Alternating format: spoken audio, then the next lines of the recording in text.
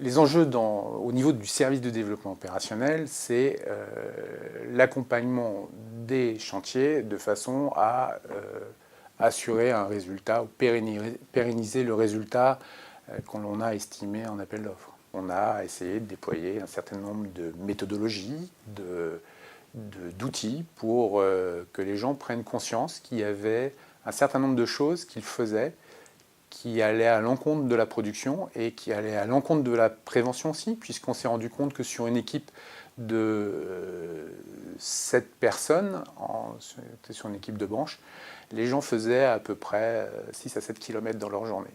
Sur un chantier, c'est beaucoup. Tout simplement parce qu'ils avaient besoin d'aller chercher tous les 5 minutes une pièce ailleurs, que voilà, ils ne s'étaient pas rangés suffisamment correctement, les lieux de rangement n'étaient pas suffisamment identifiés.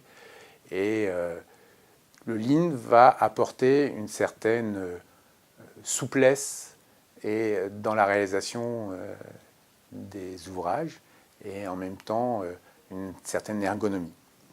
Alors la réorganisation des chantiers, clairement, permet d'avoir une mobilité efficace. Pour durer, il faut gérer correctement nos opérations.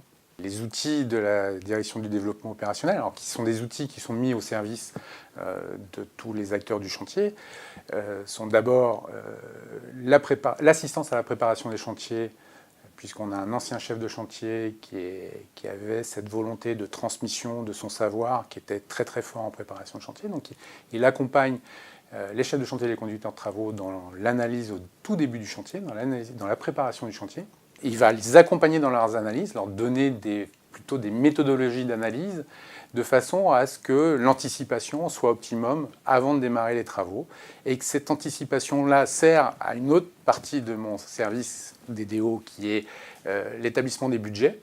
Derrière, il faut le piloter, mesurer les écarts entre le budget et le réalisé. Les deux services qui sont les plus proches du Lean, c'est à la fois la préparation de chantier, l'assistance à la préparation de chantier pour les chefs de chantier et conducteurs de travaux, puisque l'anticipation va favoriser à un moment donné la localisation de zones de stockage ou de zones de rangement.